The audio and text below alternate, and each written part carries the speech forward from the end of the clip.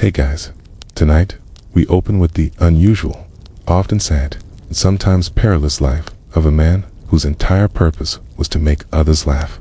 The medieval court jester. The jingling hat, the bells, the silly dances, it all sounds lighthearted until you realize one wrong quip could land you in chains. Before we dive in, take a second to like this video and subscribe only if you truly enjoy this kind of storytelling. And drop a comment with where you're rewatching from and what time it is. I love seeing how many corners of the world come together here. Now, dim the lights, let the hum of a fan settle in the background, and let's step into tonight's tale. So, you want to be a jester? Tough luck. Nobody ever wants to be a jester. It's not a career. You chase it, something that happens to you, like catching the plague or being born left-handed in a world built for swords. Most jesters didn't spend their youth dreaming of pratfalls and puns. They were chosen because they stood out. Maybe you had a limp, a squeaky voice, a crooked back, or you were just unusually quick-witted, unusually strange. Whatever it was, someone important pointed at you and said, "That one's amusing. Keep him. Congratulations, your personality just got drafted." Sometimes it started with a single laugh. Maybe you slipped in the mud at a feast, or you mocked a noble just loudly enough to be overheard. Suddenly, you weren't trudging back to your hitch, you were in the castle, handed a jingling cap and told, "Be entertaining forever." Other times, you weren't even given that choice, you were bought. Yes, lords purchased jesters the same way they collected exotic animals or fancy goblets. If you were especially witty or especially odd-looking, you might even be traded between courts like a sarcastic party favor. You didn't apply for the position. You were chosen the way a chicken is picked for the stew pot, quickly and without your consent.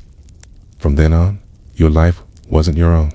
You became the designated laugh maker, dragged out at feasts, ordered to light intense political meetings, paraded in front of diplomats like a living mascot. You couldn't refuse. You couldn't leave unless you wanted to risk ending up back in the fields, or, worse, punished as a vagrant with no purpose. In the medieval world, being jobless was almost a crime in itself. So yes, technically, you were an entertainer, but in truth, you were a full-time higstress, underpaid joke machine owned by powerful people who could have you whipped if your timing was off. And that was just the beginning. In a court, the performance never ended. You weren't stepping onto a stage under spotlights. You were always on stage. Being a jester wasn't a role you played. It became your identity. You ate, slept, and wandered the halls among the nobility, but you were never really one of them. You were their diversion, their pet curiosity, their walking what if, the palace's living stress ball. And you could never just disappear into the background. The moment people laid eyes on you, they expected something. A joke, a gesture, a cutting remark. You became a novelty act on legs, forever one smirk away from being labeled boring. Even silence was dangerous. Walk through the hall without a flourish, suspicious. Past the queen without a wink or ironic bow. Disrespectful. Sit quietly for 5 minutes.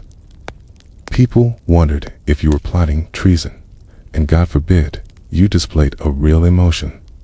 Sadness, awkward, anger, threatening, thoughtfulness, alarming. Unless you were grinning and clowning, you were a problem. Your lodgings weren't princely either. You didn't take at royal chambers.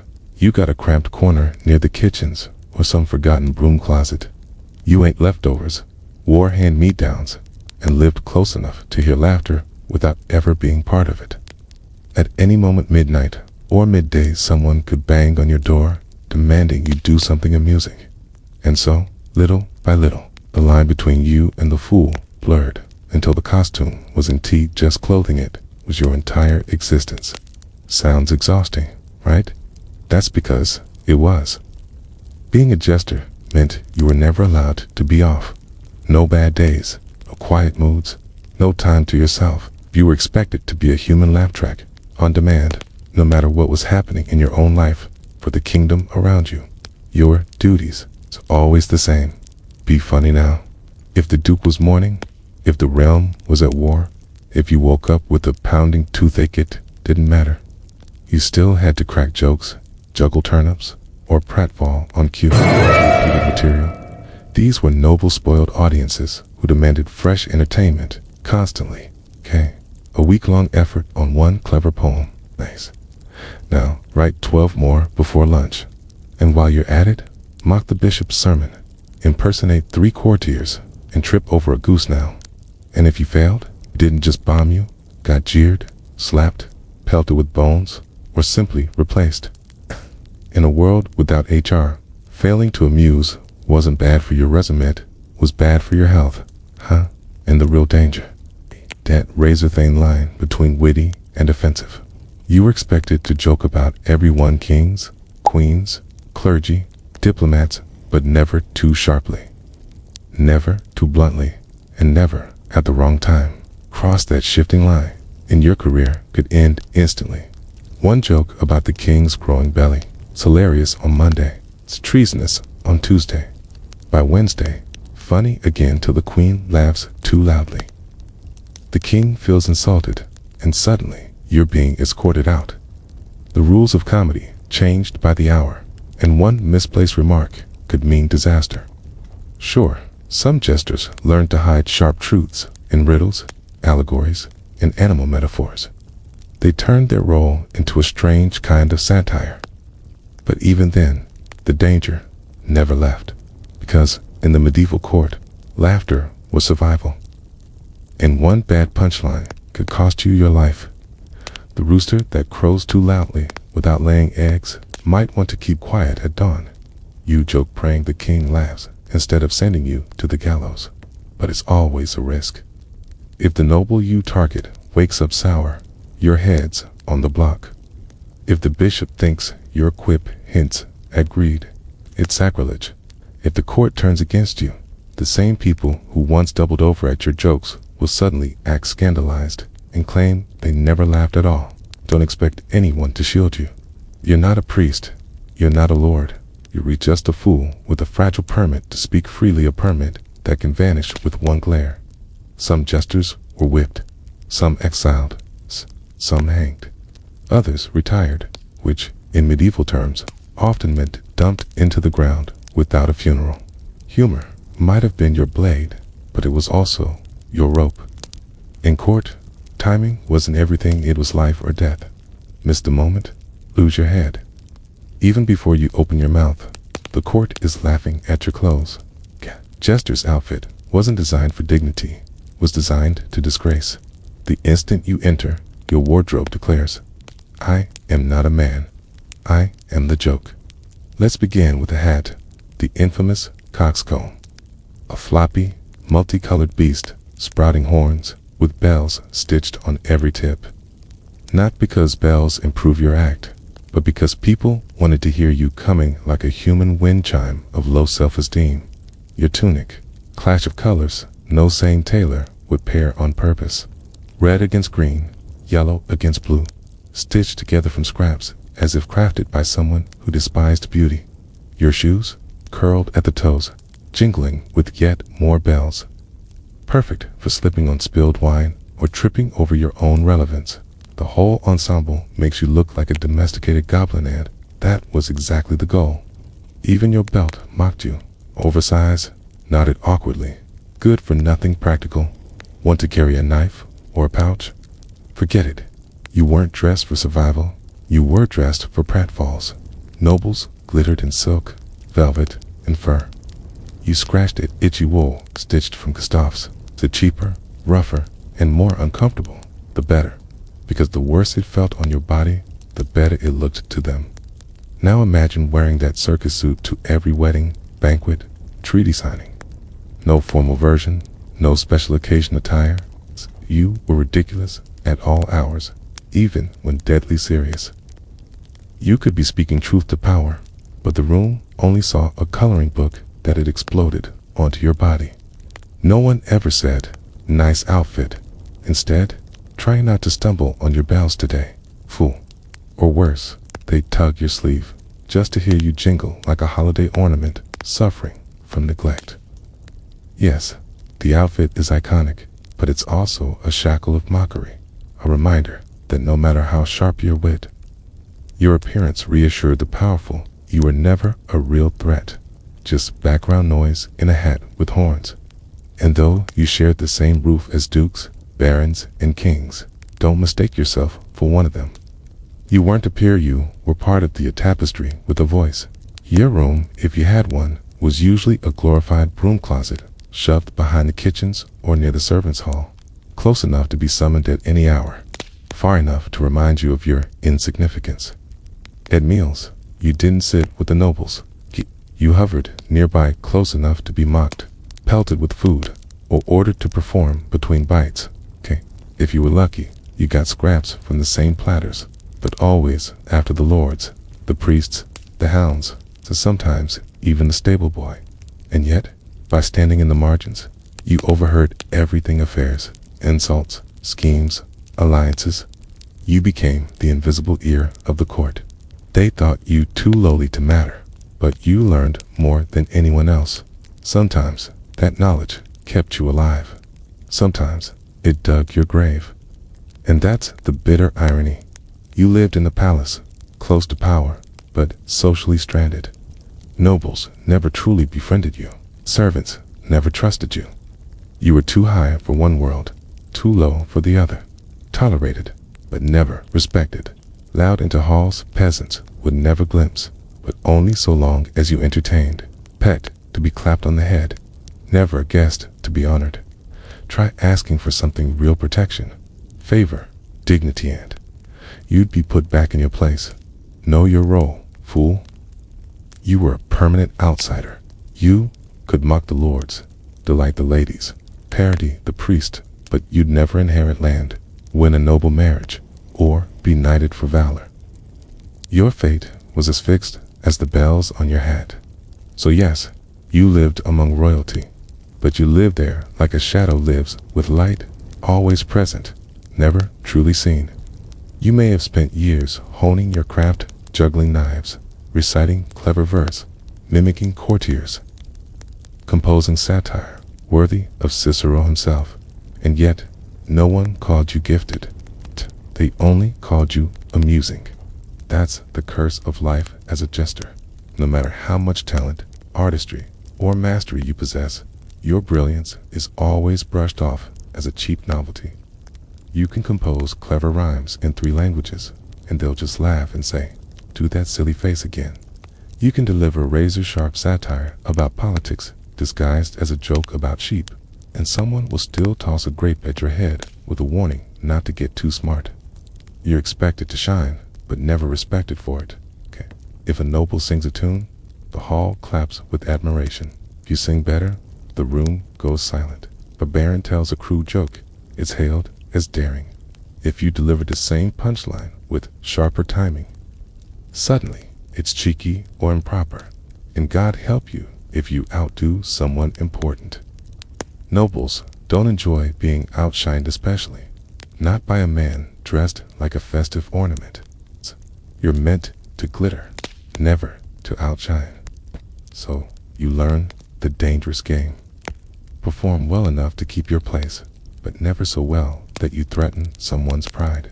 Be clever, but not profound. Be witty, but never cutting. Be brilliant, then immediately juggle turnips to remind everyone you're not really a threat. It's a balancing act across a blade, and here lies the tragedy. Many jesters weren't bumbling fools at all. They were highly trained musicians, poets, dancers, thinkers.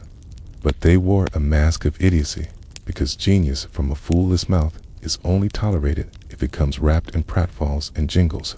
Worse still, they laughed loudest when you failed, miss a beat, stumble in a dance, drop your lutats when the room erupted. Not because you meant to amuse, but because your failure confirmed what they needed to believe. You weren't gifted. You were just a clown in rags. Your artistry may have outclassed everyone there, but your applause was always dipped in condescension. Feasts in the medieval court were spectacles. Roasting meats glistening on the table, goblets spilling over with wine, minstrels strumming in the corners, a festival of indulgence, and you were the centerpiece of humiliation. From the moment guests entered, they treated you like a toy to be wound up for their amusement. Do a trick, fool. Tell a joke. Mimic Lord Wensley and his wandering eye. You performed not out of joy, but because the mood of 100 powerful, drunken nobles depended on your ability to laugh while being mocked, prodded, slapped, and pawed, Okay. You didn't sit at the feast, you orbited it, glittering, noisy planet of shame circling the table. You drifted from group to group like a one-man mop, cleaning up awkward pauses with quips or badly timed tumbles. It's always accessible, never invited. And when the wine ran heavy, that's when things soured. Suddenly, your act became their game. One noble pulled your hat down over your eyes. Other demanded you squeal like a pig. A third hurled a bone just to watch you flinch. Because here's the truth, you weren't just there to entertain. You were their punching bag, their pressure release. Nobles couldn't insult one another without risking bloodshed, but they could humiliate you freely. And they did. They mocked your clothes, your accent, your background, your value not out of hatred, but convenience. Laughing at the fool made them feel clever, powerful, untouchable. You were the communal joke that kept their fragile hierarchy intact, and you bore it all with a grin. Because the alternative was silence. Hey, and silence in the Great Hall was dangerous. Silence meant tension. Silence meant eyes shifting to someone else. Silence could mean death. So yes, you attended every feast. But you weren't celebrated. You were consumed, like the bread and the wine. Chewed up, swallowed, forgotten by dawn. And when the revelers collapsed into featherbeds, you limped back to your broom closet chamber, nursing bruises with nothing but a forced smile for company. By daylight, you were the buffoon juggling, jesting, absorbing insults like a velvet-caged clown. But by night, you were a weapon, because hidden inside the role of fool was a strange advantage: invisibility.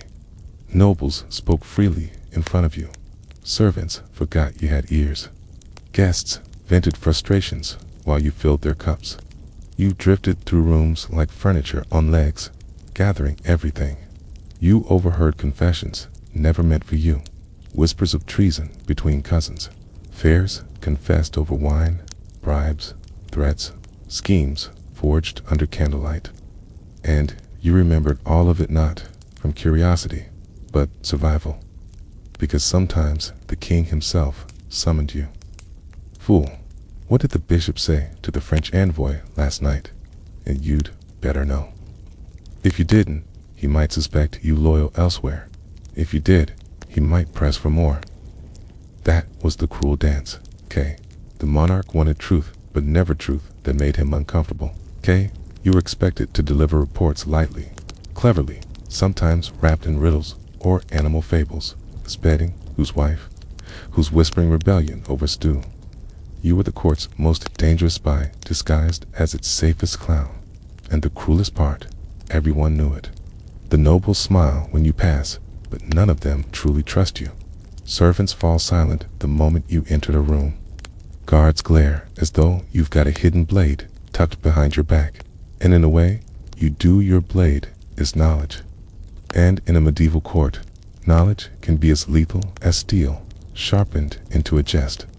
So you listen, always listening, deciding which truths can safely be spoken, and which must be disguised beneath a harmless quip.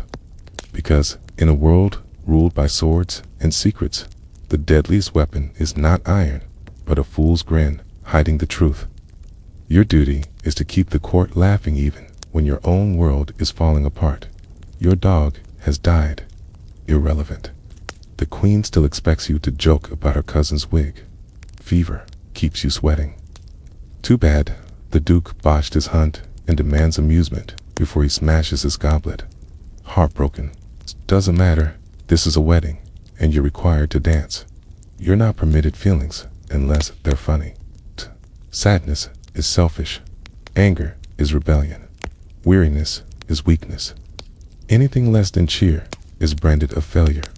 Show real emotion and people shift in discomfort, not out of compassion, but because you've broken the role they need you to play.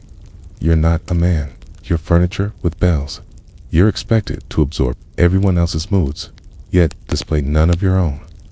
You endure drunken rants, mocking laughter, cutting jests, and the occasional flying bone-all with a painted smile. Sometimes you perform while grieving, sometimes while feverish, sometimes while silently wishing you could vanish behind a curtain and cry unseen for a moment. But there's no curtain, no solitude. You are always on. Vulnerability doesn't belong to your costume. And the cruelest twist, nobles do notice your heaviness. They don't ask, what's wrong?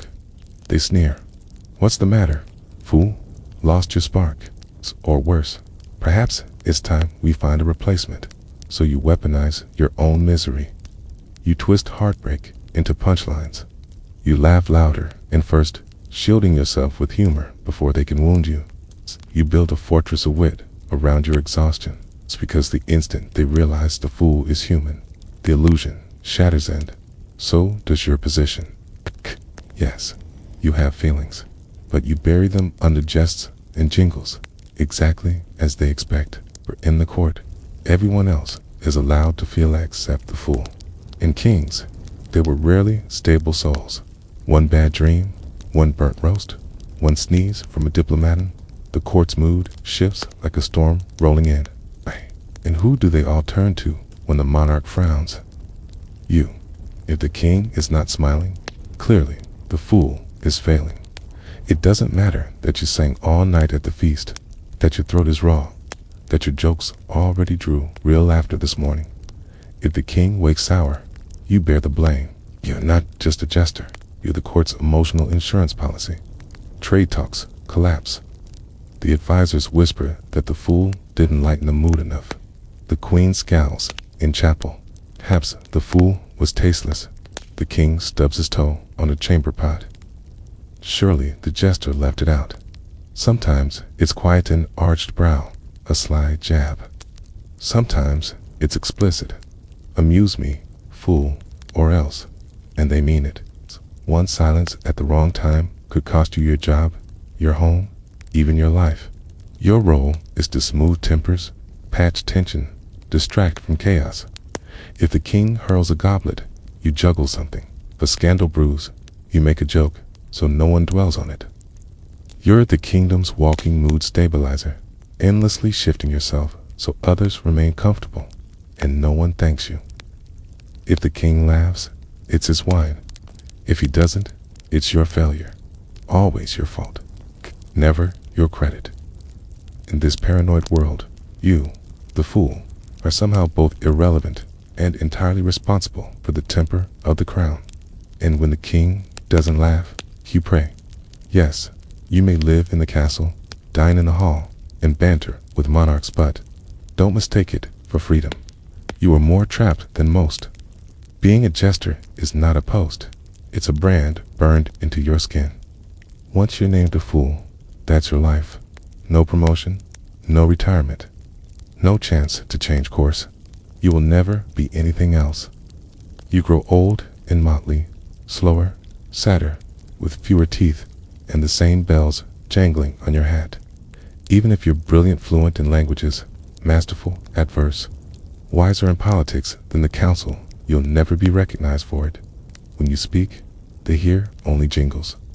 Warn of war, and you'll be ignored. Slip on a turnip, and they'll howl with glee. You're not a man anymore, but a costume with a voice, and leaving nearly impossible. You're not trained in trade, own no land, hold no influence beyond the court.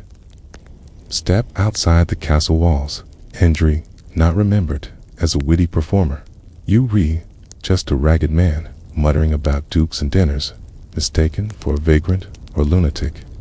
And if, by chance, you do escape, what then? Hunger, isolation, survival as a shadow. Because once you've been the king's fool, the world won't let you be anything else. You'll fade from memory, and eventually some minor noble will sigh, Bring back the old fool, he amused us well. And just like that, you're summoned again, because you were never seen as a man at all.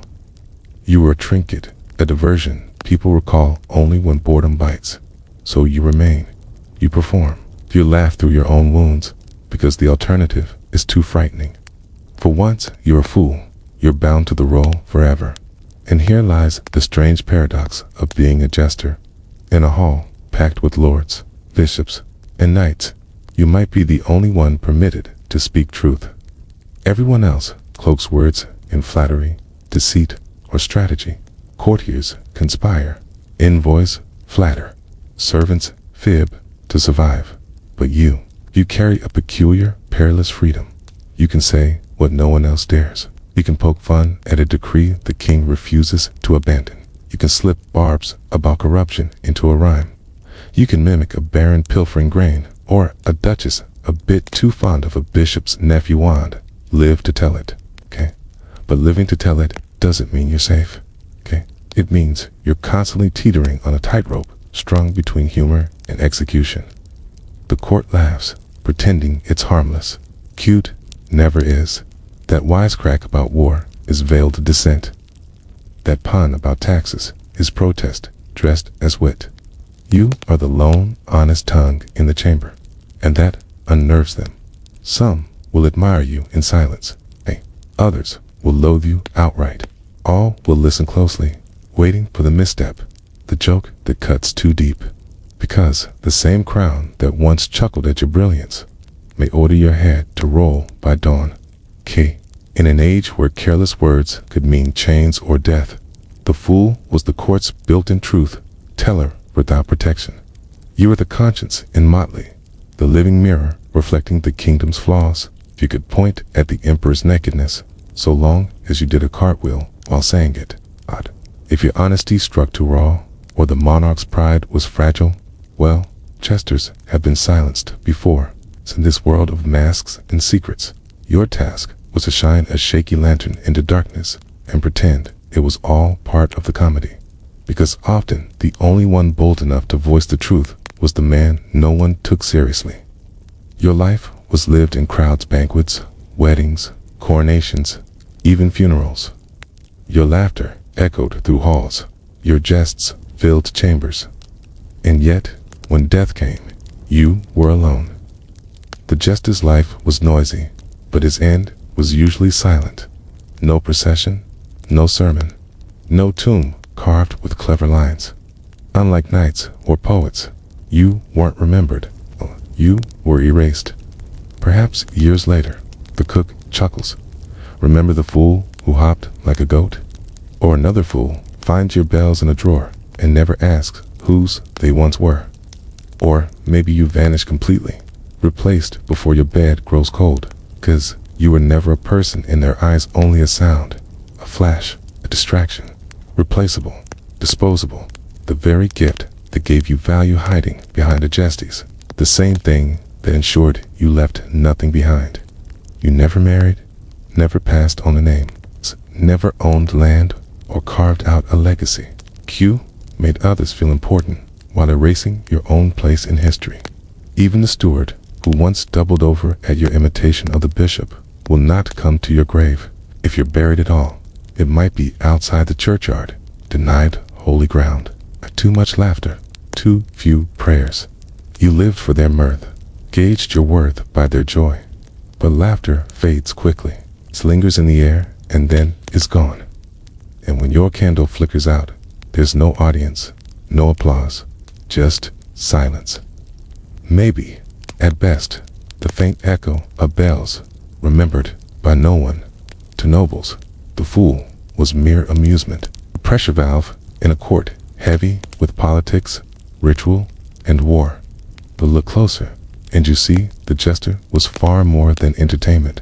He was contradiction itself, slow-born, yet permitted to mock kings, powerless, yet daring to reveal truths others buried, mocked, yet feared.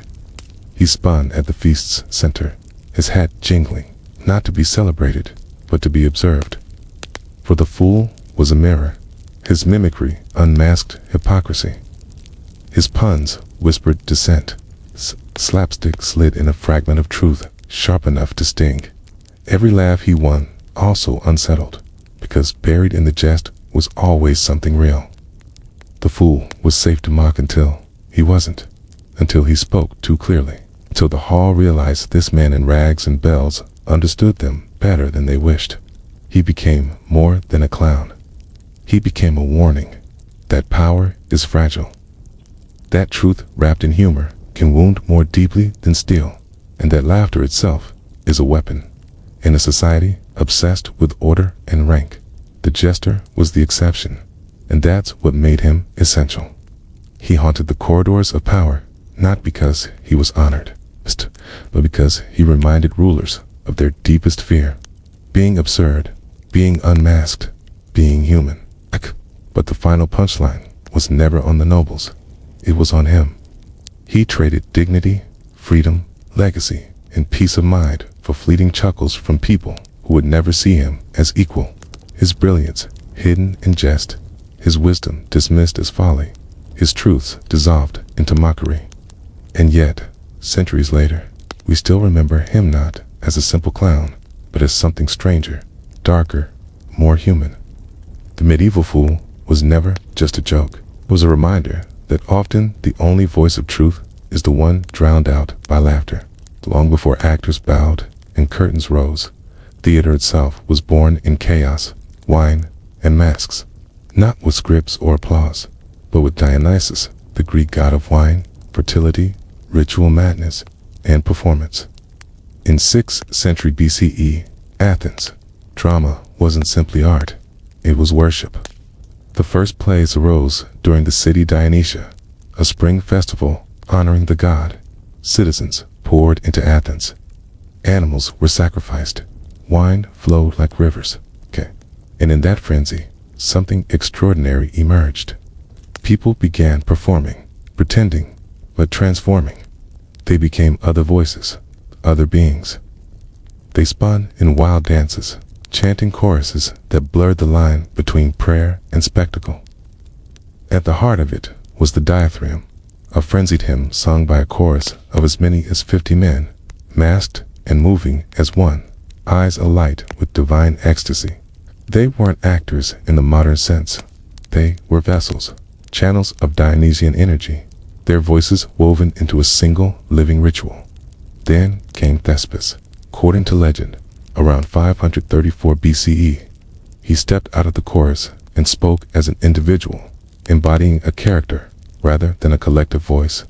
In that moment, the idea of the actor was born. That's why, to this day, performers are called thespians. Imagine the shock one man, alone, claiming to be another. Was it blasphemy? Was it sorcery? Whatever it was, the Greeks were enthralled. What began as sacred rite evolved into structured performance. Playwrights like Aeschylus and Sophocles expanded it, adding a second and third actor, weaving dialogue, story, and conflict. Yet, even as drama grew, its sacred core remained. The plays were staged in vast, open-air amphitheaters, carved into hillsides. Most famously, the Theater of Dionysus in Athens, a place where faith, art, and performance fused into one. The great theaters of Greece could seat as many as 17,000 people, all gathered in sweeping semicircles to witness performances that blended faith, art, and civic duty. Theater didn't begin quietly. It erupted with masks, music, wine, and divine energy. The stage wasn't simply a platform for make-believe. It was a gateway to myth, madness, and meaning, born from humanity's urge to celebrate something greater than itself.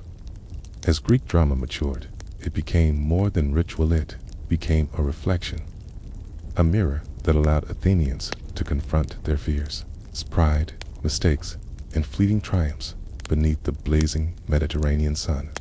To understand that mirror, we have to look at two pillars: tragedy and masks. Tragedy to Goitia, meaning goat song, remains one of storytelling's most enduring forms, though its origins are murky. It may have begun with goat sacrifices to Dionysus, or perhaps as a prize a goat awarded to the winning poet. Regardless, by the 5th century BCE, tragedy had taken on a formal structure. These plays were poetic, ritualized, and nearly always fatal. Their themes: fate, vengeance, betrayal, arrogance, and gods treating mortals like playthings. And at the core of it all were masks. Greek performers didn't just act, they transformed. Each, usually male actor, could embody multiple figures by swapping masks: a gaping mouth of sorrow, a wide-eyed grimace of terror, or a delicate mask for a queen or a goddess. These masks were not subtle. They were large, bold, exaggerated, showing that even those in the highest seats of the amphitheater could grasp the emotion. Behind them, voice became everything. No microphones, no lights, just raw projection, precise gestures, and a body in command of the story. Aeschylus introduced a second actor, Sophocles expanded to 3, and Euripides pushed psychological realism, giving characters startling human depth. Their tragedies Oedipus, Rex, Antigone, Medea were not mere performances. There were arenas of philosophy, exploring divine injustice, human pride, and the breaking point of reason. Yet, despite the sorrow and doom, theater wasn't a funeral. Right, it was a civic celebration. Plays were staged as competitions, with the whole city in attendance, even the poor. Wealthy citizens sponsored productions as a public duty. In this way, the theater became sacred space, and the mask a vessel of revelation. The Greeks had learned how to stare into chaos and call it art. If tragedy wrestled with destiny, Greek comedy laughed in its face. By the late 5th century BCE, as Athens flourished, comedy emerged as tragedies: unruly, sibling, rowdy, and fearless. Nothing was sacred. Not politicians, not neighbors, not even the gods. If tragedy asked, "Why do we suffer?" comedy asked, "Why is Zeus such a blowhard?" The king of satire was Aristophanes, often called the Shakespeare of ancient comedy. His plays Lysistrata, Clouds, the Frogs were outrageous, witty, and politically sharp. Lysistrata, for instance, imagines women ending a war by refusing intimacy with their husbands. It was bold, bawdy, and revolutionary. Comedy, like tragedy, was part of religious festivals. After hours of solemn trilogies, audiences would howl with laughter at choruses of frogs, clouds, or sausages mocking corruption and human folly. The masks were even wilder than those in tragedy. Distorted features, bulging eyes, ridiculous wigs, padded costumes, and exaggerated phalluses that guaranteed a laugh from even the farthest seat. But comedy was more than slapstick, was democracy with a grin.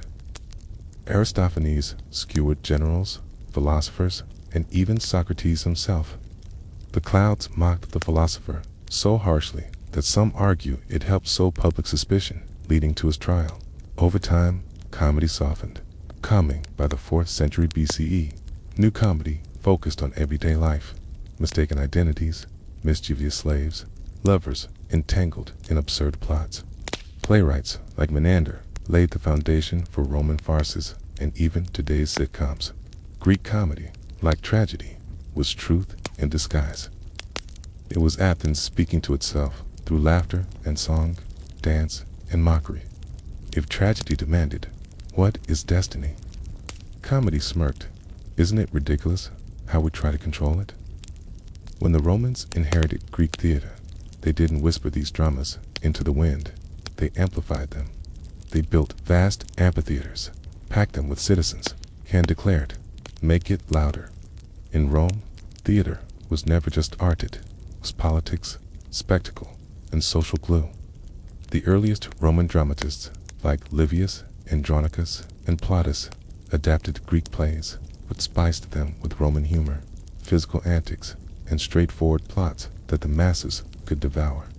The result was theater that was wild, energetic, and obsessed with mix-ups, crude humor, and absurd characters who always seemed to chase their own tails.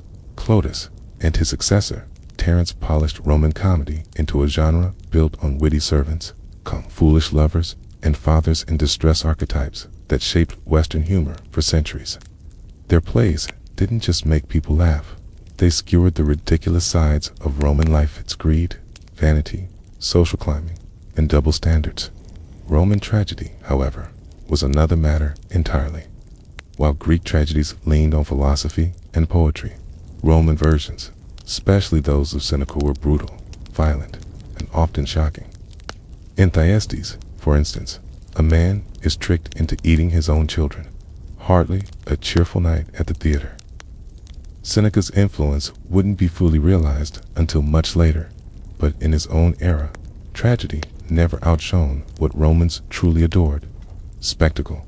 The public craved noise, blood, and grandeur. Theater had to compete with chariot races and gladiator games, so productions grew more elaborate. Stages featured trapdoors, cranes, and even flooding effects. Music filled the air, often overwhelming the actors' lines. Performers wore masks like the Greeks, but their craft relied more on exaggerated motion than emotional subtlety. In some extreme cases, deaths weren't staged at all. They were actual executions incorporated into the performance. That was Rome in a nutshell. For emperors, theater also doubled as propaganda. Augustus and Nero used the stage to reinforce imperial ideals. Nero, who fancied himself a performer, even forced audiences to endure his endless recitals, with death as the penalty for leaving early. Roman theater was less sacred than Greek drama, but far more sensationalist about spiritual reflection, more about command and control. Far from the marble arenas of Rome, a very different tradition blossomed in ancient India, one steeped in philosophy, spirituality, and refined artistry. Indian theater didn't emerge from wine-soaked festivals, but from sacred texts and ritual. Its foundation was the Nata Shastra, Sanskrit treatise on performance attributed to the sage Bharata. Dating between 200 BCE and 200 CE, more than a handbook, it was a cosmic charter. Theater, it claimed, was a divine gift from the gods meant to educate, delight, and uplift the human spirit. The Natya Shastra covered everything: stage design, character archetypes, gesture, facial expression, music, and even the psychological impact of drama. Central to it was Rusa, the flavor of emotion stirred in the audience. Whether it was Shringara, love, Karuna, compassion, or Radra, rage, every play sought to move the soul and guide it toward enlightenment. Performances were both elaborate and disciplined. Actors, trained for years in voice, movement, and mood, codified hand gestures that conveyed meaning without words. Dialogue was often sung or chanted, and plots drew from epics like the Mahabharata and Ramayana, blending myth, morality, and magic. One of the greatest playwrights, Kalidasa, wrote Shakuntala, a drama still celebrated as a masterpiece of world literature. His works weren't just popular, they were revered, expected to stir both the heart and the spirit. Unlike Rome, where spectacle reigned, or Greece, where civic duty framed performance, Indian theater sought balance, uniting feeling, intellect, and spirituality. Courtly productions thrived alongside village dramas, puppet shows, and dance theater forms like Kathakali and Yakshagana. Every tradition had its own music, costumes, and codes. Here, the actor wasn't just a performer, but a vessel of the sacred, bridging myth and human life, carrying timeless stories across generations. Meanwhile, in China, theater did not explode into being, but unfolded slowly like the careful opening of a silk fan. Its earliest roots lay in ritual. Masked dances performed over 3,000 years ago during the Zhou dynasty, known as Nuo, meant to drive away evil spirits. These were solemn ceremonies, not amusement. Over centuries, they absorbed storytelling, mime, and music. By the Tang dynasty, 7th-10th centuries CE, theater as art was emerging. Emperor Xuanzong even established the famous Pear Garden, the first imperial academy for training actors. That's why, to this day, performers of traditional Chinese opera are called children of the pear garden. The real flowering came during the Yuan dynasty, 13th, 14th centuries. With Confucian censorship weakened under Mongol rule, popular drama thrived. Sayu, a poetic form of theater, gained prominence. It mixed songs, spoken dialogue, and comic sketches and often featured strong female protagonists, sometimes played by actual women, which was rare in world theater. The era's greatest playwright, Guan Hanqing, is often compared to Shakespeare. His works, like the Injustice to Doi, wove together lyrical beauty, moral struggle, and biting social critique. Minimal sets, stylized movement, and symbolic gestures meant audiences had to read the body as much as listen to the words. From these roots grew Chinese opera, which reached its height in the Ming and Qing dynasties. The most famous form, Peking opera Jingju, emerged in the 18th century with elaborate costumes, color-coded face paint, martial arts, and shrill falsetto singing. Every gesture, from a sleeve flick to a head tilt, carried meaning. The stage remained nearly bare, but the imagination filled it with palaces, rivers, and battlefields. Unlike Western theater, Chinese performance wasn't about realism, it was about distilling essence. Theater preserved history, embodied values, and expressed a cosmic harmony where heaven, earth, and humanity met through song and gesture. Japan, by contrast, took theater in another direction, toward stillness, subtlety, and sacred restraint. Among the world's oldest surviving dramatic forms, No stands apart. Born in the 14th century, No was less a show for the masses than a spiritual meditation for the elite. Its roots lay in Dengaku field dances, Sorugaku comic sketches, and Buddhist chanting. But in the 1300s, Kanami and his son Zimi transformed it into a codified, poetic art. Zimi, both performer and theorist, gave No its philosophy of Eugenia mysterious, profound elegance. A No performance blends music, poetry, dance, and drama into a dreamlike ritual. Movements are slow, deliberate, almost statue-like. Dialogue is sung or chanted with accompaniment from flutes and drums. Stories often revolve around ghosts, spirits, or wandering monks. Meditations on longing and impermanence. Actors wear carved wooden masks that shift expression with the tilt of a head or the flicker of light. The stage is austere, plain wood, a painted pine backdrop, and little else. But every shuffle of the feet, every rustle of silk is choreographed to evoke the spiritual beneath the surface. Patronized by the samurai class, No became an aristocratic art, a form of reflection rather than spectacle. Even now, centuries later, performances remain nearly unchanged. No isn't about realism or entertainment. It's about standing at the threshold between worlds, where silence speaks louder than words. And while noble actors commanded the spotlight, another type of theater thrived in the margins. Puppetry. Key. In Asia, puppets weren't toys, but vessels of myth and memory. In Indonesia, the ancient art of Wan Kulat's shadow puppetry became a sacred ritual. Flat, intricately carved leather puppets were pressed against a glowing screen, their shadows forming entire worlds. At the center was the Daling, the puppet master. More than a performer, he was a priest, philosopher, comedian, and guide, giving voice to dozens of characters from Hindu epics like the Ramayana and Mahabharata. The performances could last all night, carried by the rhythms of a gamelan orchestra. Wayang wasn't mere amusement, it was ritual, performed at temple festivals, births, funerals, or even political events. Each puppet carried symbolic weight, a lesson, a moral, a karmic truth. Meanwhile, in Japan, another form of puppetry took root, bunraku. Unlike silhouettes, bunraku puppets are large, lifelike, and manipulated by 3 puppeteers in full view of the audience. One controls the head and right arm, another the left arm, and a third the legs. It takes years of training before a puppeteer can even touch the puppet's head. As a result, uncanny realism, A puppet woman tugs her sleeve in heartbreak. A warrior trembles before death. It's mesmerizing. The narration, however, is delivered by a single chanter seated beside a shamisen player. His voice becomes thunder, tears, whispers, rage. The puppets move, but the soul comes from his throat. Puppetry thrived precisely because it could say what humans couldn't. In strict societies, puppets mocked emperors, questioned fate, and explored forbidden love or vengeance without retribution. After all, it wasn't a man accusing the king.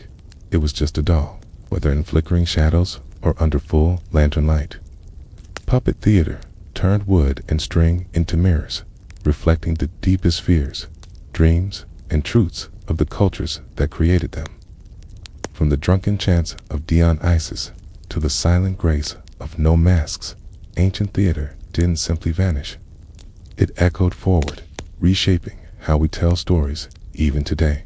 Its legacy isn't just etched in stone ruins or dusty scrolls. It's alive in every stage, screen, and script. The Greeks gave us structure. Kia, dialogue, dramatic conflict, character arcs are the very bones of modern storytelling. 3-act play. That's Aeschylus, whispering through time. The tragic hero, undone by hubris, straight from Sophocles. Even the concept of a fourth wall, that invisible boundary between actor and audience, was something the Greeks played with centuries ago. The Romans, for all their love of spectacle, passed down a different inheritance: theater as mass entertainment. Their open-air amphitheaters became the architectural model for everything from Shakespeare's Globe to modern sports arenas, and their comedies, full of far mistaken identities and bawdy misunderstandings, laid the groundwork for Western sitcoms and slapstick. In the East, the impact of theater is no less profound. Indian drama, with its focus on emotional resonance and the balance of aesthetic moods, its rasa influenced not just performance, but classical dance, cinema, and poetry. The philosophical weight of the Nasha Shastra continues to inform Indian storytelling today. Its Chinese opera, with its color-coded symbolism and stylized expression, inspired centuries of visual storytelling. Even martial arts cinema owes much to the rhythmic, choreographed combat of opera performers. Meanwhile, Japan's No and Bunraku remain living traditions, still performed, still revered. Their minimalism influencing modern directors like Kurosawa and even Western experimental theater. And the puppets, they've multiplied. From shadow plays in Southeast Asia to digital avatars on TikTok, the idea of animating the inanimate remains irresistible. Puppetry's ability to distill emotion into pure gesture has influenced everything from children's television to avant-garde performance art. But perhaps the most enduring legacy of ancient theater is this: the human need to perform, to watch and be watched. To slip into another's skin and return changed.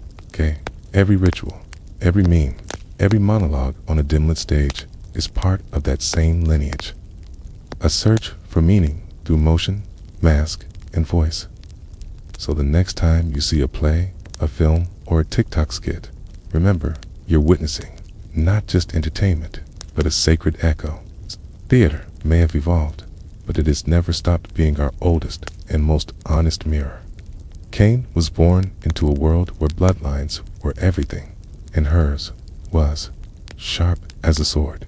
Her father was Philip II of Macedon, the man who turned a fractured kingdom into a military machine. Her mother was Odada, an Aryan princess from a fierce warrior tribe to the west. Most Macedonian princesses were groomed for alliances in silk-draped diplomacy. Sonaine, she was raised for war. From the moment she could walk, Sonaine lived under the weight of two powerful legacies: the tactical brilliance of her father and the unbreakable spirit of her Aryan mother. While other royal girls were learning to wield, she was learning to wield a spear. Odada, unlike most Macedonian queens, didn't just tolerate this. She trained her daughter herself. In the Aryan culture, women could fight alongside men. Strength wasn't just admired, it was expected, since early life was steeped in discipline. She rode horses across jagged terrain, practiced swordplay in the heat of the day, and studied the movements of armies instead of embroidery patterns. In the palace of Agi, where her father plotted conquests, Sign absorbed everything. She listened at the edges of war councils, watched how generals deferred to Philip, and understood far too early that power wasn't given, tapped to be taken. Being Philip's daughter came with advantages, but also danger. Her half-brother, Alexander, born to Olympus, would become the center of Philip's world. The court buzzed with ambition, rivalry, and suspicion. Macedon wasn't a peaceful place, even at its peak. Murders, exiles, shifting alliances. This was her childhood, but Sane was no passive observer. Even as a girl, she cultivated presence. She trained harder, spoke more boldly, rode faster. She knew her name would never be Alexander, but she could still carve her own legacy in the cracks between empires. By her teenage years, she wasn't just admired. She was feared, not only for her royal blood, but for her refusal to fit the mold of a royal woman. She wasn't a pawn, she was a blade. Sin was born in a palace, raised on horseback, and baptized in steel. She wasn't meant to survive in a man's world. She was meant to conquer it. To be born royal in Macedon was to be born into a game of strategy. But to be born the half-sister of Alexander the Great, that was a life spent balancing on a dagger's edge. Sane and Alexander shared the same father, Philip II, but different mothers. His mother, Olympias, was infamous for her ambition and ruthlessness. Hers, Odetta, was an Irian royalty, tough as the mountain tribes she hailed from. From childhood, Sin knew she would never be the heir. That title had already been handed to Alexander, the golden boy with the lion's mane and the philosopher's tutor. The court adored him, the generals feared him, and the world one day would kneel before him. But Sin didn't kneel. As Alexander grew into the legend we now remember, Sinane carved a quieter, sharper path. While he rode into Persia, she remained in Macedon, observing how empires functioned from within. She saw how alliances shifted like sand dunes, how one wrong word could end a dynasty. She learned the real battlefield wasn't always fought with swords. Sometimes it was fought in whispers. Still, she was no cloistered noble woman. Sinane's reputation as a warrior began to circulate. Rumors of her military prowess, her ability to ride, fight, and lead, echoed in the corridors of power. She may not have crossed deserts or stormed cities like Alexander, but she was no less dangerous. She had something he never did. Silence. Sin didn't need the world to watch her. She needed them to underestimate her. But in a kingdom obsessed with lineage and legitimacy, blood was currency, and Sin had plenty of it. She was not only the daughter of Philip, but the sister of the king. And her Irian bloodline connected her to another branch of warriors.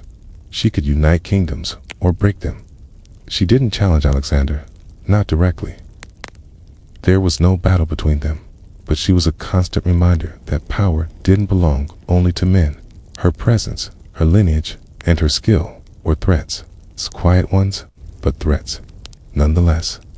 And when Alexander marched east to chase immortality, Sinane stayed behind, watching the gears of empire turn, waiting, studying, because even the greatest shadow can't cover everything. Not forever. Sane wasn't content with being a figure of quiet potential. She made herself legend through action. While Alexander built his empire abroad, Sinane found her own battlefield at home. And unlike many royal women of her time, she didn't just lead from behind a curtain. She rode in armor, led troops, and fought on horseback like a Macedonian general. Her most famous moment came when she led a military campaign into Iria, the very land of her mother. It wasn't just a symbolic march. Cain actively commanded troops, organized strategy, and fought in combat. In a time when even noblemen often avoided the front lines, a royal woman charging into battle was both shocking and or inspiring. And it wasn't just for show. She emerged victorious. That campaign wasn't just a flex of military skill. It was a declaration. Sin was staking a claim. She wasn't merely a noble woman with a sharp mind. She was a trained warrior who had proven herself on the field, bloodied and unbroken. Her Aryan blood had not thinned in the halls of Macedonian diplomacy. It had sharpened. By winning that campaign, Sini did something extraordinary. She carved out a sphere of influence, independent of her brother's colossal shadow. Alexander might have ruled eastward, but Sine was building something of her own in the west. Respect, loyalty, and a reputation not tied to anyone else's name. But power is never comfortable in the hands of a woman, especially a woman who doesn't ask permission. Back in Macedon, the court murmured. Alexander, too occupied with conquering Persia and Egypt, did not interfere, but his absence created a fragile vacuum, and Sine knew exactly how dangerous that space could become. She wasn't just a warrior for her own sake. She had a plan that reached beyond herself. She was a mother now, and she intended to pass on her power. So, while men wrote history in their own image, Sin prepared for the next move. She had tasted command, stained her armor in real combat, and won not by birthright, but by merit. She was no mere royal. She was a commander, and she was just getting started. For all her victories and warrior spirit, Sin's most audacious move was not made with a sword, but with a daughter. Her child, Ada, was born of her marriage to a Mentis Furor, a man who himself had royal blood, but little political strength. Their union was strategic, a way for Sine to connect her bloodline deeper into the royal web. But Aeneas was soon dead, likely a victim of Philip II's relentless housecleaning. Sine, however, survived. More than that, she saw opportunity in the ashes. She began raising Adia, not as a passive princess, but as a future queen. From the very beginning, Adia was trained with the same fire Sin had received as a girl. This wasn't a child being groomed for a decorative marriage. This was a young woman being sharpened like a blade. Sine personally oversaw her education, rhetoric, leadership, martial training, and most importantly, politics. It wasn't just about legacy. Cain had watched the world unravel in Alexander's absence. The court was divided, the generals restless, and succession uncertain. Alexander had no legitimate heir. His empire was vast but fragile. The question of who would rule once he died wasn't just theoretical. It was a ticking bomb. Sin had a plan. Her daughter would marry Aratus, Alexander's half-brother, who was considered next in line, despite his intellectual disability. If Ada became his wife and Sin, her advisor, they would have real influence over the Macedonian throne. This was more than ambition. It was survival.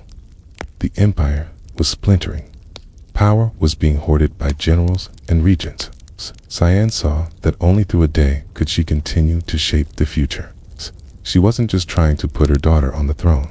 She was trying to protect Macedon from itself. But this was not a world kind to women who made moves like kings. Whispers turned to threats.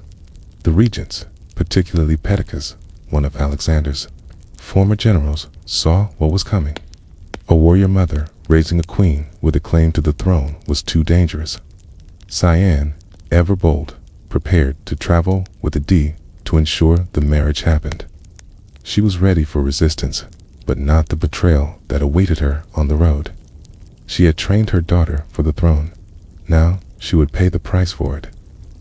Sin knew exactly what she was doing when she set out for Asia with her daughter.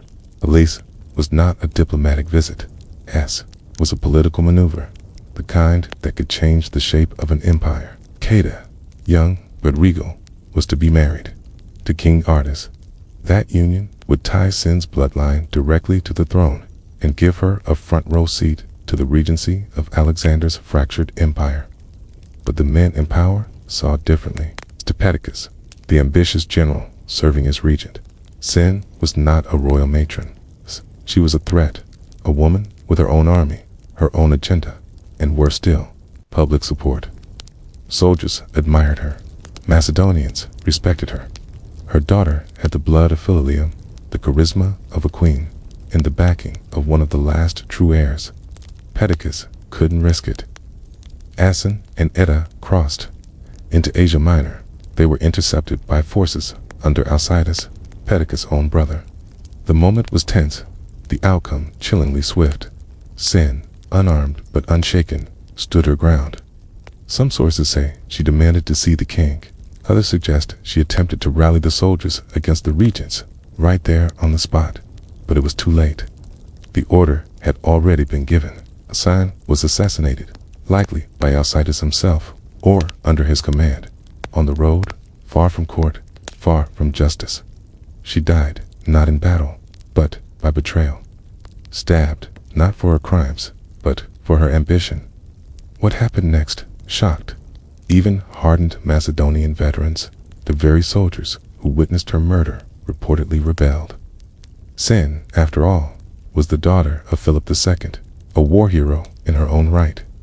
Killing a woman of her stature wasn't just a crime, it was sacrilege. So tense was the backlash that Perdiccas was forced to backtrack. In a stunning reversal, he allowed Ada to marry Eritis, after all, but the cost had been steep. Macedon had lost one of its most capable minds and most dangerous women, not to enemies, but to its own fears. Sin died with her armor off, but her strategy lived on. Her daughter was now queen. The next move was no longer hers, but it would still bear her name. Snane's death was supposed to end the threat, but instead it lit a fire. Her daughter, now married to King Ardys, entered the political arena with the fury of a legacy interrupted, and she did not remain a Dea for long. In a powerful move, she changed her name to Eurydice, a name echoing queens of the Argead dynasty. It wasn't just a rebranding, it was a declaration of legitimacy. Queen Eurydice now stood beside the king of Macedon, not a puppet, not a consort, but a partner in rule. Though Ardys was mentally impaired and heavily controlled by regents like Perdiccas and later Antiparta, Cusi quickly became the active voice of the throne. She took an unprecedented step for a woman in Macedonian politics. She began addressing the army directly, wearing military attire, and asserting her right to govern on behalf of her husband and herself. These weren't symbolic gestures. Rizi stepped into the vacuum her mother left with the military poise and political instinct. She held speeches in front of soldiers, grizzled veterans who had followed Alexander across the known world, and she won them over. She promised order, Macedonian strength, and a return to Argead leadership. Her mere presence reminded them of Sin, and the army listened. But her rise came at a dangerous moment. The wars of the Diadochi, the bloody civil wars between Alexander's former generals, were already underway. Macedon was fragmenting. Alliances cracked. Loyalties shifted like sand. Eurydice stood in the middle of it. A young queen with no army of her own, challenging men who commanded legions. Still, she played boldly. She stood up to Polyperson, the newly appointed regent, and tried to maintain control of the capital. She refused to back down, writing letters, issuing orders, rallying troops. For a time, she seemed unstoppable. But like her mother, Eurydice's power came not just from her bloodline, but from the threat she posed to men in power. She was Sin's daughter through and through, armored in pride, fluent in strategy, and unafraid to confront the ruling elite. Her story, like her mother's, would be defined not by submission, but by defiance. And though she now wore the crown her mother had fought for, the enemies gathering around her would not tolerate a queen who ruled like a king. Eurydice's rise to power was swift, but so was the storm that followed. The Macedonian Empire, already fracturing under the weight of Alexander's absence, had become a battlefield of old generals, all clawing for control. At the heart of this chaos was Polypercon, the aging general newly appointed as regent. To him, Eurydice was an anomaly, young, ambitious, and worst of all, politically effective. She had the troops, she had the bloodline, and she had the fire of Sinane running in her veins. At first, Eurydice tried diplomacy. She challenged Polypersian in writing, issuing royal decrees in her own name. She appeared in military dress before the army, calling out his authority.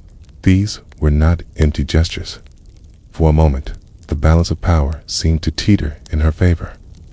Many in the army remembered her mother, and some were willing to follow her. But Polypon wasn't alone. He had a powerful ally, Olympus, the mother of Alexander the Great.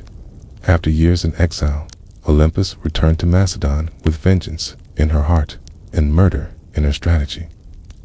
The rivalry between the two women, Eurydice and Olympus, was more than personal. It was the final brutal clash of two dynastic visions. Eurydice stood for a new order, young, militaristic, and independent. Olympus represented the old, argued fire, the bloodline that had once ruled unchallenged. Eurydice marched to confront her enemies, but was betrayed. Her troops, faced with the revered Olympus and her more experienced forces, abandoned her. She and King Eurydice were captured. The crown, once so close, was ripped from her head. What came next was not politics. It was revenge. Olympias had Eurydice imprisoned and forced her to commit suicide. The daughter of Sinane, like her mother, died not in battle, but because she dared to claim power in a man's world. Her husband was murdered soon after. Their deaths weren't just executions. They were warnings, etched in blood sent to every woman who might think of leading armies or wearing crowns. But even in death, Eurydice left a mark. Her story became legend, whispered among soldiers, and remembered by historians as a flash of defiance in a darkening world. She had inherited her mother's soul and shared her fate. Ian and Eurydice are rarely mentioned in the same breath as Alexander, Philip, or Olympus. Their names linger on the margins of history, footnotes in an empire obsessed with male conquest. Yet, their lives, full of courage, strategy, and resistance, carved a path through the brutal politics of their time. They were more than noble women. They were a dynasty of defiance. Sin had been a daughter of Philip, trained not to marry well, but to fight well. She had stepped onto a battlefield when most royal women were stepping into marriage contracts. She had outlived her husband, outmaneuvered her enemies, and trained her daughter for power in a world that had no room for powerful women. In an age where even queens had little agency, Sin led troops into combat, and not for ceremonial show. She fought to win. Her daughter inherited that fire, and when Sin died by assassination, Eurydice took the torch and carried it to the throne. She may have ruled briefly, but her impact was unforgettable. In front of assembled soldiers, Eurydice stood in full military dress and addressed them as commander. She wasn't a pawn. She wasn't waiting to be chosen. She chose herself, and that's what made them dangerous. The men who killed them weren't only defending political control. They were defending a system, a world where women could inspire loyalty but not lead armies, could bear heirs but not rule empires. Sinane and Eurydice proved that women didn't need permission to claim power. They only needed opportunity. What's extraordinary is how close they came to succeeding. In another timeline, one less afraid of their strength, Sane might have led campaigns alongside Alexander. Eurydice might have stabilized the throne, restoring Macedonian pride after Alexander's empire collapsed. Instead, both were killed, not for failure, but for being too effective. Their legacy survived in fragments. Roman historians mention them in passing. Few ancient coins hint at Ursi's brief reign, but the full weight of their stories has been buried under centuries of malefocused glory. Still, the outline remains. A mother who trained like a soldier, and a daughter who ruled like a king. They were born into conquest, and in their own fierce, tragic way, they left a conquest of their own. Sin and Eurydice were silenced, but their stories never truly vanished. They linger like distant thunder in the chronicles of empire, like blood on a blade that history tried to polish clean. For centuries, they were overshadowed by their male relatives, by Alexander's brilliant campaigns, by Philip's reforms, by Olympia's deadly cunning. But if you look closely, you can trace their presence like footprints through wet earth. Sin, who led soldiers into Iria and returned victorious. Purity, who donned armor and defied generals face to face. Neither ruled long, neither died peacefully. But their courage left a blueprint for resistance, for female power, for what a woman could be in an empire designed to crush her. Their erasure is part of a pattern. Ancient historians, mostly men, recorded events through the lens of power and prestige. Women, like Sinane, weren't celebrated. They were feared, minimized, or written off as ambitious beyond their station. But the fragments survive in brief lines, in bitter deaths, in the outrage of armies who witnessed their assassinations and recoiled at the injustice. And in those fragments, something remarkable remains: willpower. Neither woman needed a crown to claim authority. They embodied it through action, leadership, and sheer presence. Their power wasn't inherited, but forged from training fields, battle scars, and public defiance. Sin's very existence challenged the idea that only men could shape the world. Uridi proved a woman could wear royal regalia and speak to warriors without trembling. Even today, their names raise questions. What might have changed had they lived longer? Could Macedon have held together under Ursi's rule? Could Sin have been the war leader Macedon needed after Alexander's death? We'll never know, but the possibility itself is a legacy. Modern scholars are beginning to rediscover them, pulling their stories from the dust of forgotten scrolls. Not as side characters, but as protagonists of their own brutal, brilliant narratives. Sin and Eurydice didn't survive their world, but they disrupted it. And for that, they echo, not as ghosts of empire, but as reminders of what power looks like when it refuses to beg for permission. Their crowns were stolen, their stories almost erased, but their fire still burns, even if history tried to bury the ashes. Before there were belts, masters, or cinematic legends, martial arts began in the silence between survival and the sacred. Across early civilizations, the act of fighting wasn't just practical, it was ritualistic. It was how communities trained their bodies, protected their borders, and shaped their spirits. The earliest martial arts didn't emerge from sport. They grew out of necessity. Long before writing, people were already grappling, striking, and weapon training. But over time, simple survival turned into something deeper. Combat became a discipline, a code, a path toward mastery, not just of the body, but of the self. Ancient hunters, for example, their movements, lunges, thrusts, evasions, became the foundation of martial patterns. Each hunt was a rehearsal for war, and every war demanded a stronger, smarter, more synchronized warrior. But when weapons were laid down, the movements remained. They were practiced again and again until they became ritual, a kind of physical language that could be passed down across generations. Across the world, this pattern repeated. In the Indus Valley, carved seals from over 4,000 years ago show figures in stances eerily similar to those in modern martial arts. In Africa, tribal wrestling formed the basis of coming-of-age ceremonies. In Mesopotamia and Egypt, soldiers trained in organized formations, but also honed personal combat styles, ones involving hand-to-hand strikes and grappling holds. Their physicality was a kind of literacy. To fight was to speak the language of kings, and always combat was paired with symbolism. Its movements mimicked animals, spirits, or cosmic forces. A strike wasn't just a blow. It was the embodiment of a myth. A sequence of motions could mirror a battle between gods or serve as a prayer for protection. Martial practice became ceremonial, integrated into festivals, funerals, and religious rites. Even in death, warriors were honored for their form. Ancient tombs contained weapons carefully placed beside skeletons, not as tools, but as symbols of identity. The sword wasn't just something you carried, it was who you were. So, in these ancient worlds, martial arts weren't side activities. They were essential rites, a merging of the physical, the mental, and the divine. It wasn't about fighting, it was about becoming.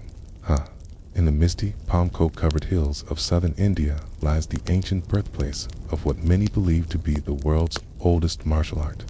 Kaleri Piatu was born in the region of Kerala. This system dates back over 3,000 years, and possibly more, emerging from a civilization where combat, medicine, and spiritual practice were deeply intertwined. The word Kaleri refers to a training ground, and Piatu means to fight or practice. But Kaleri Piatu was never just about fighting. It was a discipline of transformation, a system where warriors trained not only to defeat enemies, but to master themselves. It combined strikes, grapples, and weapon techniques with deep breath control, meditation, and stretches that predate modern yoga. According to tradition, the art was shaped by the sage Parasurama, a divine warrior believed to have reclaimed the land of Kerala from the sea. He created Kaleri Piatu, not merely as a combat system, but as a sacred path to balance power with wisdom. Students began training at a young age, learning body control, flexibility, and agility before ever touching a weapon. The training grounds, or kalaras, were considered sacred spaces. Entering the kalari was a ritual. Students bowed to the earth, the gods, and their master. Lessons began with Mapiatu, the body conditioning sequences. These were fluid, almost dance-like routines meant to awaken every muscle, tendon, and joint. The movements drew from nature. The strikes of the snake, the grace of the peacock, the ferocity of the lion. Weapons came later: wooden sticks, curved swords, daggers, spears, and the legendary Urami, a flexible whip-like blade so dangerous it required total body mastery to wield safely. But alongside combat, students also learned Ayurvedic medicine, how to heal what they had the power to hurt. And there was always philosophy. Kaleri Piatu taught humility, patience, and respect for life. Victory without control was failure. Power without compassion was chaos. When foreign invaders arrived, first the Portuguese, later the British, Kaleri Piatu was suppressed, but it never died. It went underground, passed on in whispers, and footwork, hidden in dance and disguised as healing. It still survives, not just as a martial art, but as a living link to one of humanity's earliest visions of what it means to be both a warrior and a sage. To most of the world, the phrase martial arts brings to mind one word: kung fu. But in China, kung fu, gong fu, doesn't just mean fighting. It means mastery earned through effort, whether in calligraphy, cooking, or combat. And nowhere is that spirit more fully embodied than in the ancient martial traditions rooted in the temples, mountains, and battlefields of early China. The origins of Chinese martial arts stretch back over 4,000 years. Ancient military texts from the Zhou dynasty describe hand-to-hand combat drills, weapon techniques, and battlefield formations. But the true heart of Kung Fu emerged where philosophy met in the silence of the monasteries. The most famous origin story begins in the Shaolin Temple, a Buddhist sanctuary nestled in the Song Mountains. Legend says that in the 5th century CE, a monk named Bodhidharma, who traveled from India, introduced meditative practices that would evolve into Shaolin Kung Fu. He noticed that the monks, weakened from long hours of seated meditation, needed physical conditioning to balance the spirit. So he taught them forms, fluid movements that mimicked animals, synchronized breath, and sharpened awareness. Over centuries, these forms became complex martial systems, each with its own rhythm, philosophy, and purpose. Tiger style for strength, crane for grace, snake for fluidity. Every motion was a metaphor for a principle. Attack with speed, defend with emptiness, strike with inner stillness. Shaolin monks weren't just fighters. They were spiritual athletes. They believed that to master combat, you must first conquer the self. This wasn't about brute strength. It was about internal power. The idea of ki, life energy, was central. Movements weren't random. They were vessels for circulating qi, balancing yin and yang, aligning body with cosmos. Kung Fu also branched beyond Shaolin. Taoist monks in the Wang Mountains developed their own soft flowing styles like Tai Chi, which emphasized harmony, breath, and the redirection of force. These styles prioritized energy control over impact, showing that martial power could come from yielding, not clashing. Throughout dynastic wars, cultural revolutions, Kung Fu endured, not just as combat training, but as a living philosophy. It taught ethics, restraint, and discipline. To fight without anger, to win without arrogance. Because in China, the true enemy was never just an opponent. It was imbalance within. In the dust of ancient Greek arenas, under the blazing sun of Olympia, there was a martial art so raw and so complete, it made even seasoned hoplites flinch. It was called pancreon, a word that means all powers or total strength. And it wasn't just a sport, it was warfare, stripped of weapons and placed at the feet of the gods. Creation first entered the Olympic Games in 648 BCE, and almost immediately it became legendary, a blend of wrestling and striking. This was full contact combat at its most primal. Competitors punched, kicked, grappled, choked, and broke bones. The only two rules: no biting, no eye gouging. Everything else was fair game. But pancration wasn't chaos. It was discipline. Fighters trained in strategy and control, not wild brutality. They studied the mechanics of the human body, where to strike, how to pivot, when to lock a joint or crush the windpipe. They trained relentlessly in the palestra, where gymnastic conditioning met hand-to-hand tactics. Pancratists were admired not just for strength, but for technique and mental toughness. And the art wasn't confined to the games. Greek soldiers practiced pancration for the battlefield. It was part of the warrior's toolkit. If your spear broke, your shield splintered, and your sword fell, you fought with pancration. Close quarters, barehanded, and unforgiving. Legendary tales grew around its champions. One speaks of Orishan of Vigalia, who died during a match after locking his opponent in a final submission hold. Though lifeless, his opponent conceded defeat, and Orishan was crowned victor posthumously. He became the embodiment of what pancreon represented: absolute commitment, even unto death.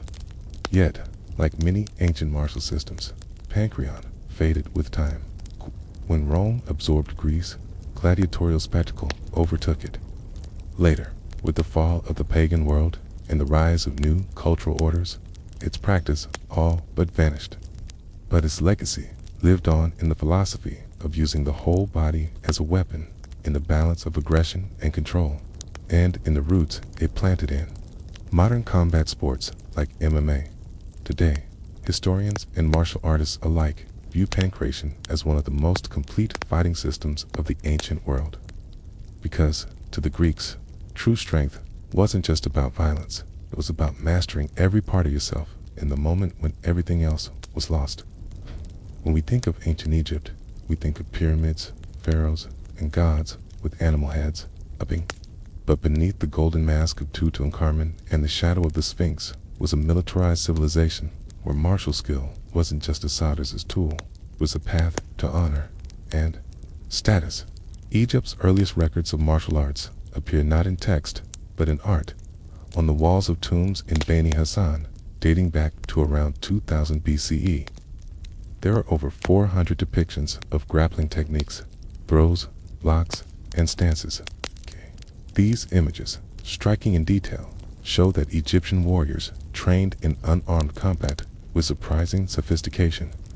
Wrestling was not a pastime. It was a national passion.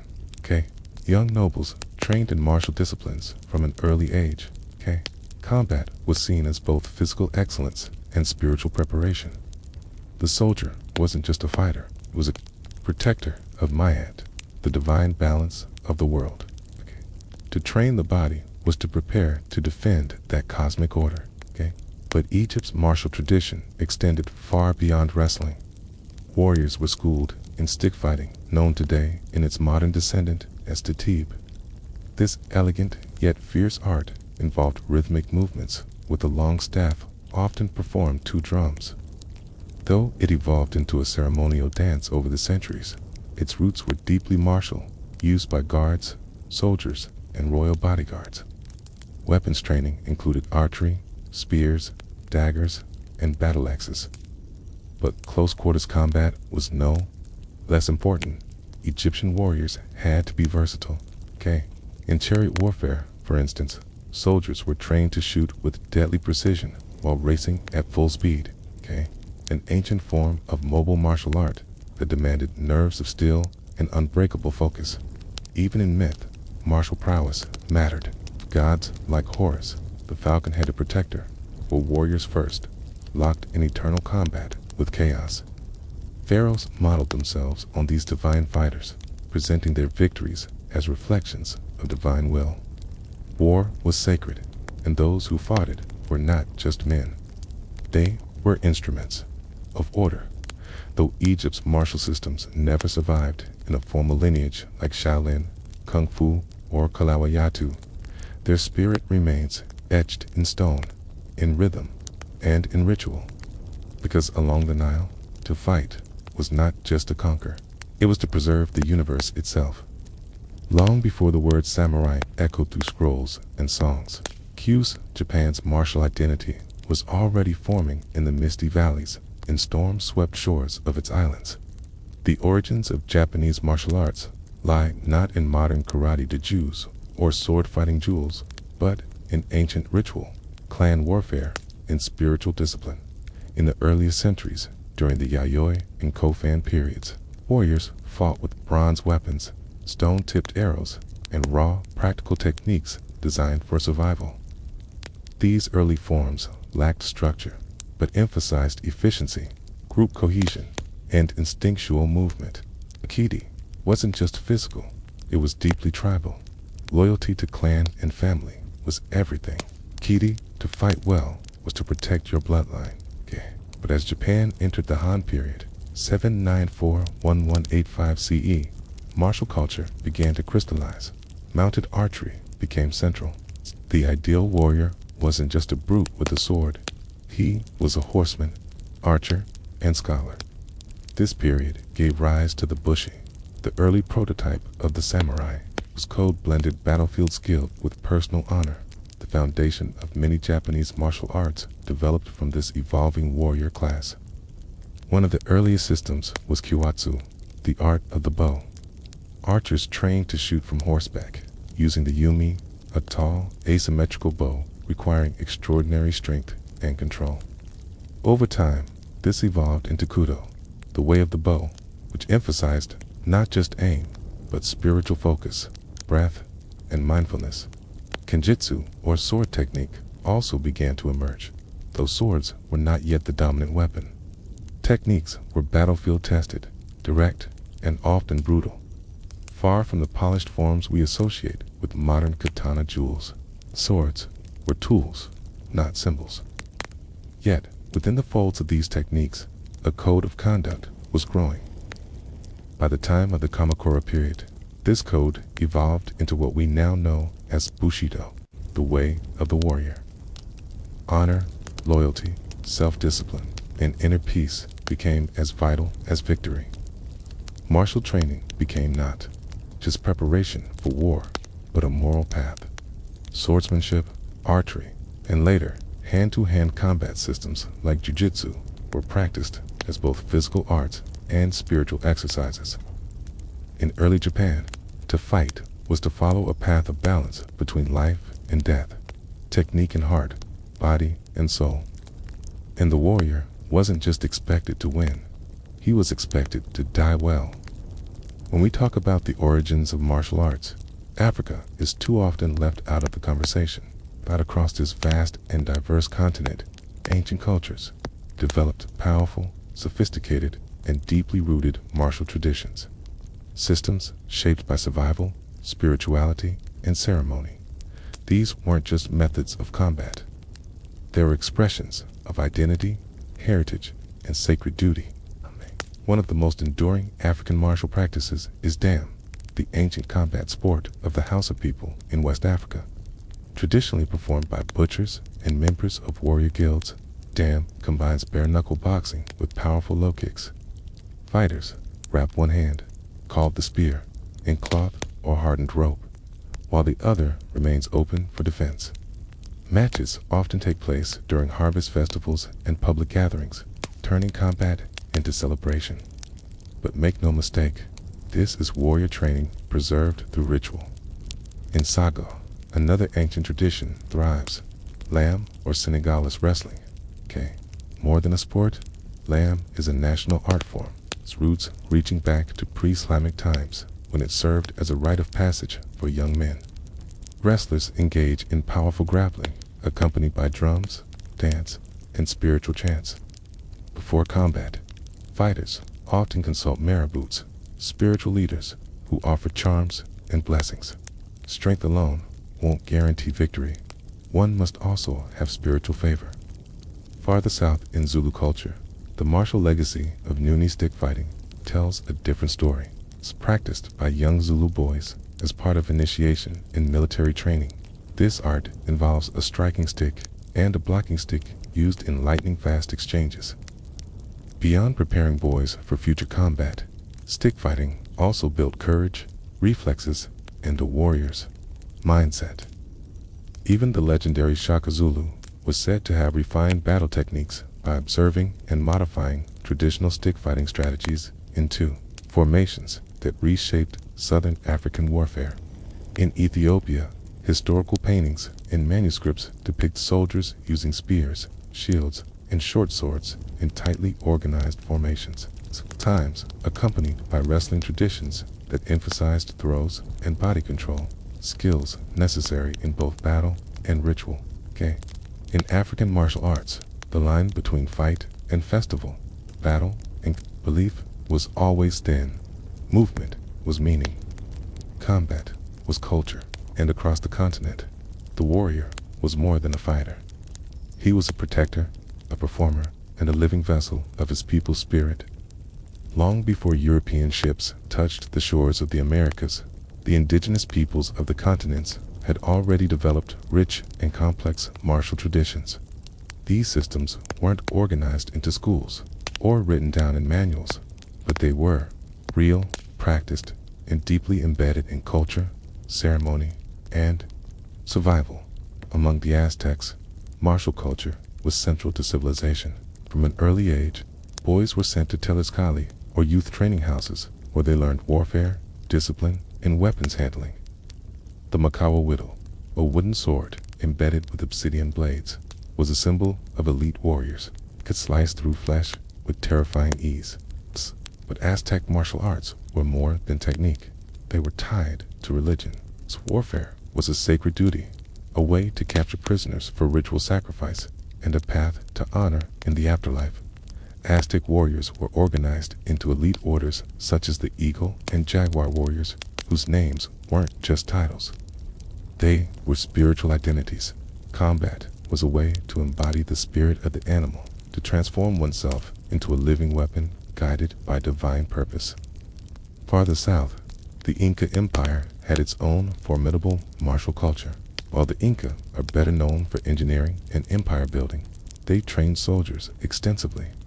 Their warriors used slings, spears, bolas, and clubs with strategic precision, and trained in formations suited to mountain warfare. Young warriors were taught strength, endurance, and loyalty to the state. Warfare was not just political. It was ritualized, a test of cosmic balance. In the North American regions, many indigenous tribes practiced warrior rites tied closely to spiritual life.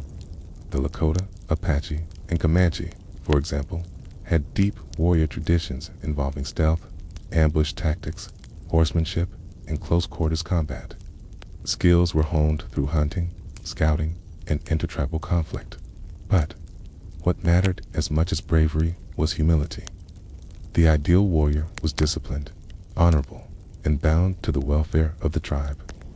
Combat training was often expressed through games and dances, ritualized forms of preparation that built strength, reflexes, and unity. The war dance wasn't just theater. It was a moving invocation, blending spirit with strike, rhythm with readiness. Across the Americas, martial arts weren't isolated techniques. They were extensions of worldviews. To fight was to serve not just the tribe, but the land, the ancestors, and the balance of all things. What began as survival, how to hunt, how to defend, how to kill, became something far deeper. Across the ancient world, martial arts evolved into spiritual disciplines, tools for shaping not just warriors, but entire cultures. From India to China, from Africa to the Americas, every civilization developed its own system of combat. But what unites them isn't just the strikes, holds, or weapons. It's how those movements became ritual, training grounds turned into sacred spaces. Warriors became symbols of cosmic order. So combat itself became a path not to destruction, but to self-mastery. These early martial arts didn't teach violence for its own sake. They taught control, humility, and balance. In Kalarapayatu, the fighter is also a healer. In Kung Fu, the battle is internal as much as external. In Pancratin, the test is mental endurance as much as physical skill. Even in the tribal dances of Africa and the war games of the Americas, the lesson is the same. True strength lies not in dominance, but in discipline. Over time, many of these traditions were suppressed, scattered, or transformed by conquest, colonization, and modernization. The British banned Kalarapayatu. Chinese martial arts were driven underground during political upheavals. African systems were masked in ritual to survive. Native American combat knowledge was pushed aside by force, and yet none of it truly disappeared. Fragments survived in folk dance, oral storytelling, community rituals. Others resurfaced in modern martial arts, reborn in karate, judo, capoeira, MM, and more. The roots are ancient, even if the forms are new. Today, when someone steps onto a mat, bows before a teacher, or learns a new technique, they're not just learning how to fight. They're participating in a lineage that stretches back thousands of years, where motion is memory and every movement is a whisper from the past. The ancient masters may be gone, their battles long finished, but their philosophies endure. They taught that martial arts are not about defeating others. They're about defeating yourself again and again, until ego, fear, and rage fall away. What remains is stillness, precision, purpose. Because in the end, every martial art, no matter its origin, tells the same story. The journey of a human being learning how to be strong, not just with the fist, but with the spirit.